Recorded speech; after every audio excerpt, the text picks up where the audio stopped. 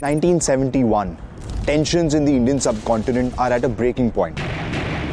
The Pakistan Air Force has launched airstrikes on Indian airfields. And in response, Prime Minister Indira Gandhi has declared war. But the seeds of this conflict were sown much earlier during the brutal repression of East Pakistan by its own government.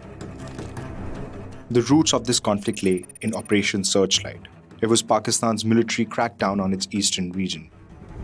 Over 3 million people were killed and over 400,000 women were subjected to sexual assault. What the world now recognizes as one of the worst atrocities of the 20th century. It was a genocide US intentionally ignored. But there was one man, an American diplomat stationed in Dhaka, who refused to stay silent. Archer Blood, a courageous diplomat, sent a strongly worded telegram to the White House. They're now known as the Blood Telegram. These messages condemn Washington's support for Pakistan despite clear evidence of genocide.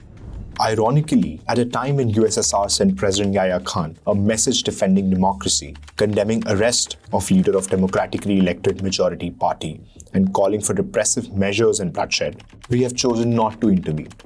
Even morally on the grounds that the Awami conflict, in which, unfortunately, the overworked term genocide is applicable, is purely an internal matter of a sovereign state.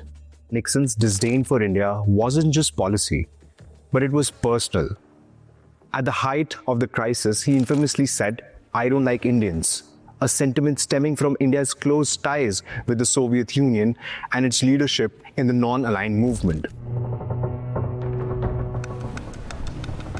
During the war, the US Navy's 7th Fleet sailed towards the Bay of Bengal, in a move aimed at intimidating Indian Navy and protecting Pakistan's forces. But why this unwavering support for Pakistan? The answer lies in the Cold War. US President Richard Nixon and his Secretary of State, Henry Kissinger, they wanted to establish relations with China, and Pakistan was their gateway. Pakistan's dictator Yahya Khan was instrumental in facilitating secret talks between the US and China. In return, Islamabad was showered with military and financial aid. Nixon's landmark visit to China in 1972 came at a devastating cost. America turned a blind eye to the genocide in East Pakistan. This is what Yahya Khan had to say in an interview on the situation in East Pakistan. Army has persecuted nobody. Army has tried to save 70 million people of East Pakistan against armed rebels of East Pakistan who were excited and incited by a new theory and philosophy of Awami League for secession.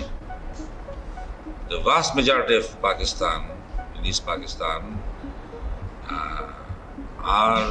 have heaved a sigh of relief that this trend and this movement and this agitation has stopped because of army action. So you're saying, to your knowledge, there has never been, and there is not now, a selective policy of genocide of any kind in East Pakistan? Most certainly not.